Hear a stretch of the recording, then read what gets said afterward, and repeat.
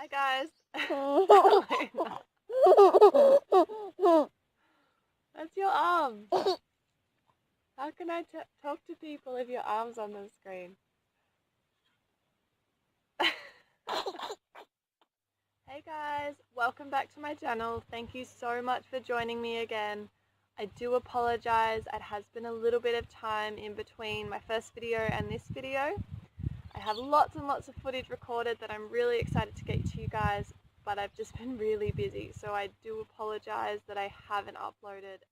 Today I am doing part 1 of a 2-part series, and I really want to get a little vulnerable and share with you guys a bit about my journey with eating disorders, and then share some tools and advice that helped me so much in my recovery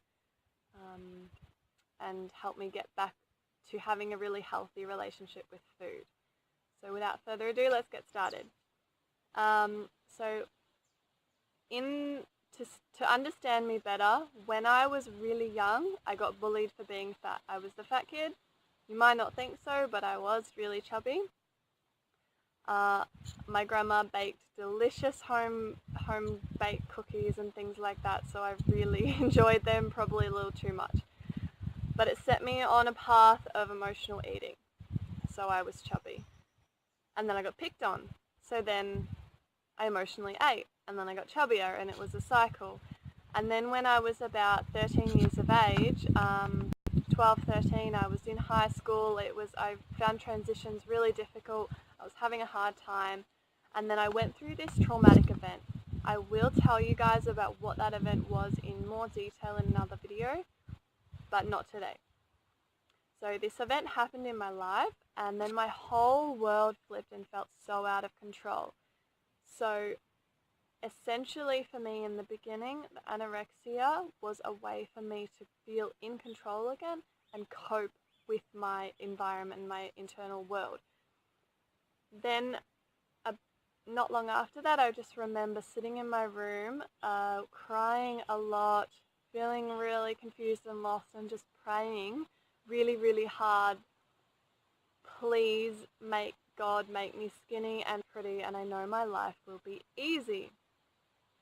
I just saw people around me and they seemed to be really happy when they were thin and pretty, or what I thought was thin and pretty, so I wanted that.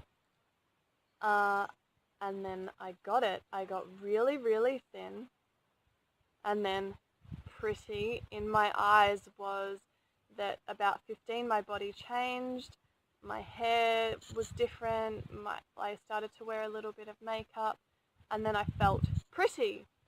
But it didn't make my life easier at all. It made my life so much harder, because then I had this constant nagging in my head of, now you can't eat. Now that you are skinny and you are pretty and you've got what you wanted, you can't eat. You can't go back. You're going to get fat. If you eat food, you're going to get fat. But this was so confusing, because there was the other side of me, my survival instincts, my animal side, that was like, you need to eat. You're hungry. Your body's telling you you're hungry. You need to eat. And then but I didn't, because of this control thing that I had going, because of that traumatic event. That traumatic event also made my self-esteem really, really low, and therefore I didn't believe I was worthy to meet my own basic needs, which was food. So this cycle continued throughout most of my life. I think it really affected me in a really big way for about 10 or 11 years, until I was about 23. At this time I was with a guy who was abusive, not physically but emotionally and mentally abusive, because he had a lot of pain and he projected that onto me. I didn't understand this at the time though. So I was with him. I was really unwell myself mentally. I was working in a job that did not support. It actually made my eating disorder worse. It didn't support me. And I got sick. I got glandular fever. I ended up with chronic fatigue, and I couldn't get out of bed for about a 6-month period because I was exhausted. My body just said, I've had enough. you're not looking after me, I'm going to stop working and force you to look after me. So about 6 months, I couldn't work. I had to move back to my parents. And I just spent so much time lying in bed watching probably really bad movies at the time. And just feeling sorry for myself. I had depression really bad. I had anxiety. And I just wasn't well. I wasn't coping. And it just got to this point where I was like, what am I doing? I need to get better. So I broke up with this boyfriend. I sought help from doctors who put me onto psychologists, and together with the help of the doctor and the psychologist, I got to the root of actually what was going on, which was the traumatic event that happened when I was 13. So we dealt with that. We looked into that. I had to relive that. I had to go through those emotions again. And I had to admit and then understand what happened. This was really, really hard and really, really painful, but an amazing blessing. It was the best thing. So after all of that, when I got better, I was doing things I enjoyed, hanging out with my friends who saw me for who I was and valued me. I was giving myself time to myself, and I was meeting new people too. I went on a holiday to Queensland, which I'm from Melbourne, so Queensland's interstate. It's warmer up there. I went to the beach. I had a really good time.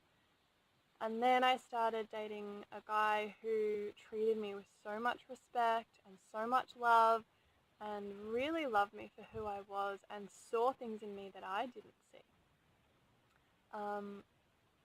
And because I still wasn't super well, so I didn't have like a full-time job, but I was living with him.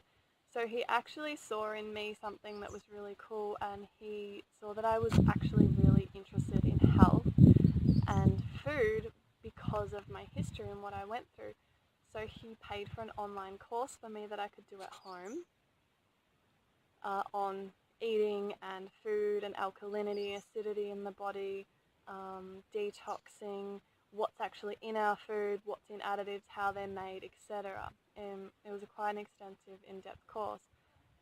And I was so excited. Like, I just found this spark in me that I'd never found before. And that was one of the things that really got me on track with my eating and on the road to recovery, because I started seeing food as my friend, not my enemy. I want to actually explain a little bit about what happened when I was a child with my parents with my eating disorder. So it was really hard on my mum, super hard on my mum. I'm so grateful that she didn't kick me out or, you know, admit me to a psych ward or anything, because it was so intense for her to see her first child that she struggled to conceive going through such terrible suffering, and she just didn't know what to do.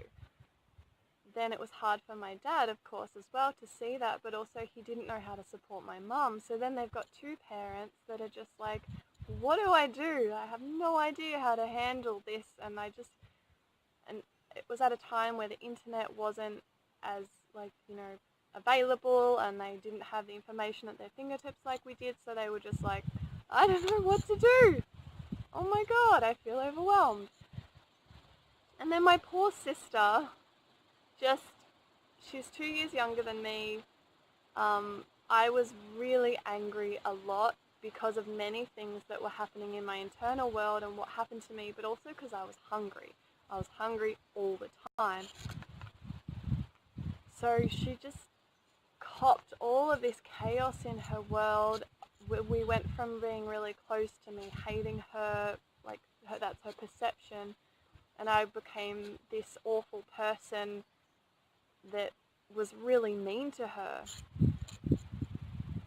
And I felt so bad for all of this for so long, and I had to do a lot of healing with my family.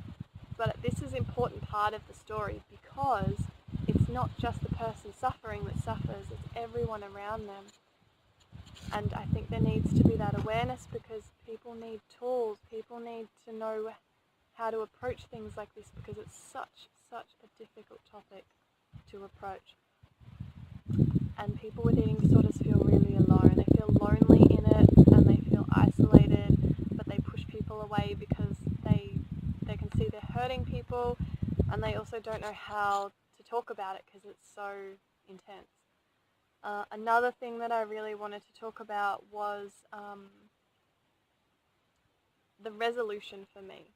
So how I actually resolved this and what was the aha moment where I just kind of worked through that and got over it and was like, I love food now. It happened in increments. Like when I went to India and did my yoga teacher training, I definitely started to understand food in a much bigger way, both physically and energetically, how it affects us, what we eat. I hadn't been eating red meat since I was 11 anyway, but from that moment on I was like, I'm vegetarian because I understood more of the connection I have with the animals.